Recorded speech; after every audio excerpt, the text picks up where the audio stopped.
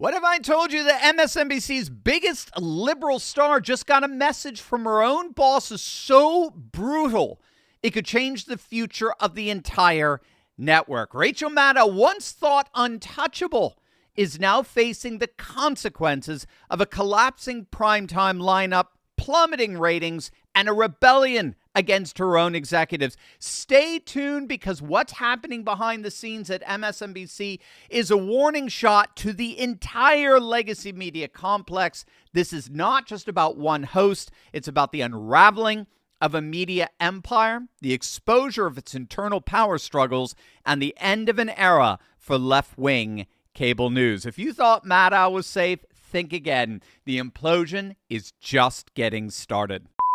Hey gang, it's me, Dr. Steve, your Patriot Professor, here to give you a front row seat on how you are changing the world in ways you never even imagined. So make sure to smack that bell and subscribe button. All right, let's set the stage here. MSNBC's primetime lineup is in a freefall. Joy Reid axed, Alex Wagner demoted, and Rachel Maddow, once the face of the network, went on air recently, you may remember this, when she torched her own bosses, calling their decisions to fire her friend Joy Reid indefensible, and even slapped them with a not-so-subtle accusation. I have learned so much from her. I have so much more to learn from her. I do not want to lose her as a colleague here at MSNBC, and personally, I think it is a bad mistake to let her walk out the door. It is not my call, and I understand that, but that's what I think.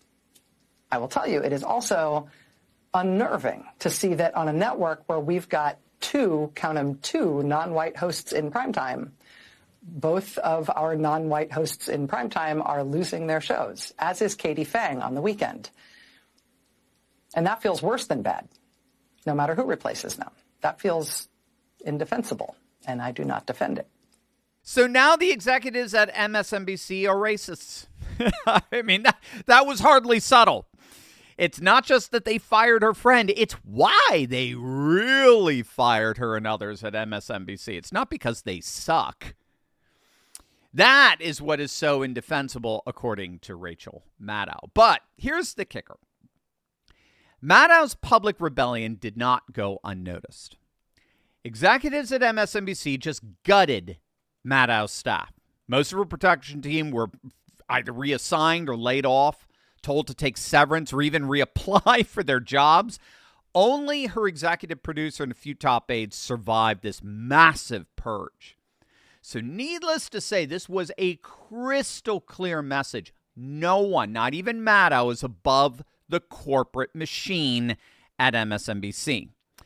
And that explains very much what's really happening here. And I find it so deliciously ironic. Bottom line, MSNBC is panicking. Their ratings are tanking, especially since former Biden press secretary Jen Psaki took over Maddow's slot.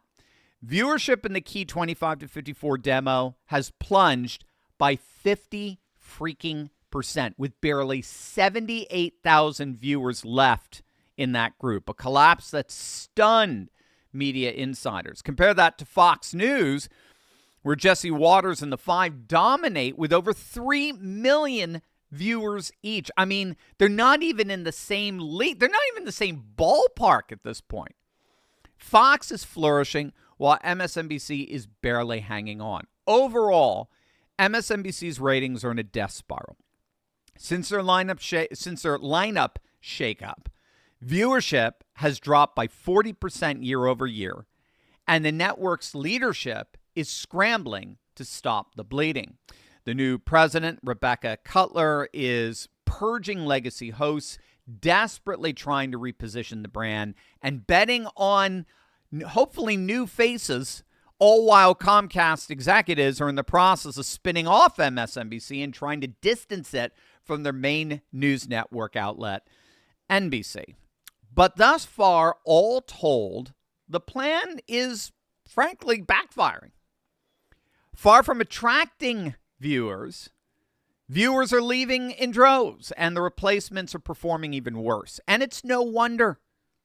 More and more people are realizing the legacy media has become irreparably compromised, with truth getting buried under layers of spin, agenda, and algorithm-driven narratives. You know, I got to tell you, that is why I turn in my research to resources like Ground News to cut straight through all the propaganda, all the BS, all the noise, and find out what's really happening in the world. Ground News brings together headlines from over 50,000 sources across the globe. But what really makes it powerful is the transparency. You don't just see the stories, you see the political bias behind every source, the ownership ties, the coverage breakdown across the spectrum. That's why over 1 million people have downloaded Ground News. See for yourself at ground.news/Steve. You'll find my favorite feature there is the blind spot feed. It shows you which stories are blowing up on one side of the aisle, but barely mentioned on the other. It's the clearest way to see media bias in real time. So for example, here's a story not getting much attention on the right.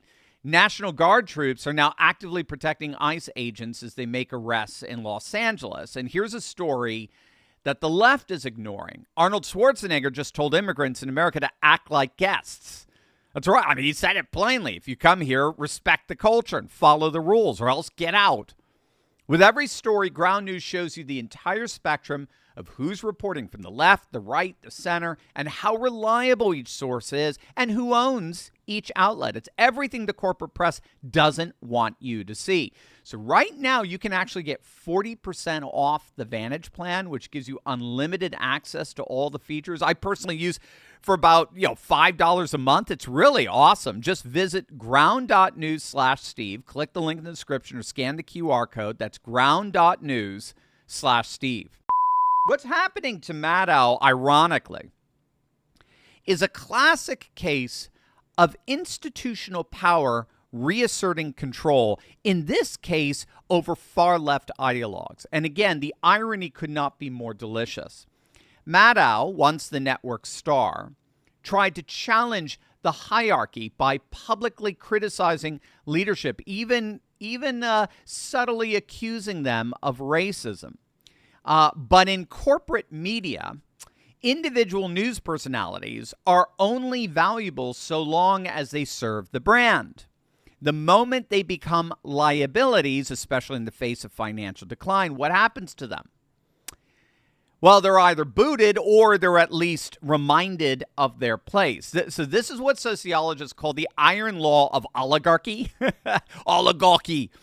No matter how progressive an institution claims to be, like MSNBC, power always consolidates corporately at the top, and dissent is punished to preserve the system. This is the irony. Maddow and her ilk on MSNBC, they can all claim to be representatives of liberal cosmopolitan emancipation all they want. In the end, in reality, they are corporate shills. That is all they are. They are just cogs in a corporate machine. Nothing more, literally. All the ideological spewing in the world does not change the fact that they are institutional employees who are governed by corporate politics, not their liberal cultural Marxist political ideology. It's all a show. Their liberalism, when all is said and done, is just a sham. In the end, Maddow is not some great social justice leader. She is a corporate shill. And she's ultimately accountable to corporate law and dynamics that have just told her to basically shut up.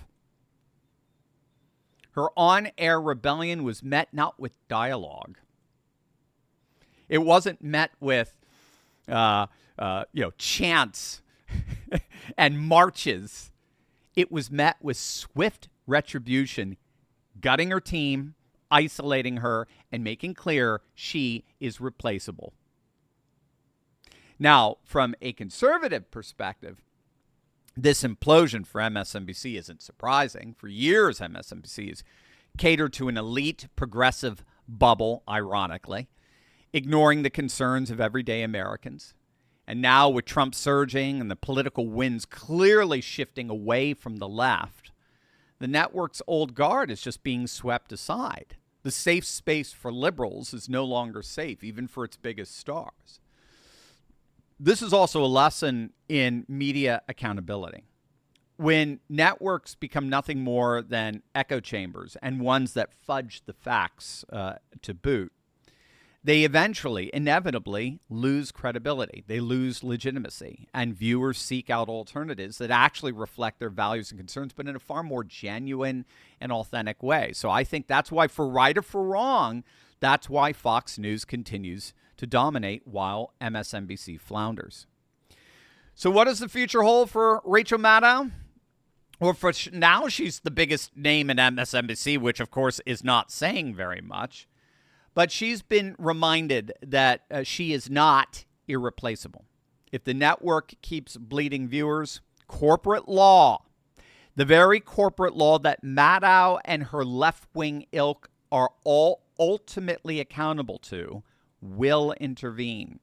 And Maddow could be the next one out the door. In the end, you work for the corporate machine always wins, even against a bunch of self-entitled, whiny liberals at MSNBC. We're in it, gang. A historic shift is unfolding all around us. The fall of globalism, the rise of a new conservative age, and I explain exactly what's happening and why in my most important book yet, America Awaken. This book gives you the full picture, how we got here, what it means, and what you need to know to be on the right side of history. Do not wait. Go to americaawaken.us and pre-order your copy today. The next chapter has already begun.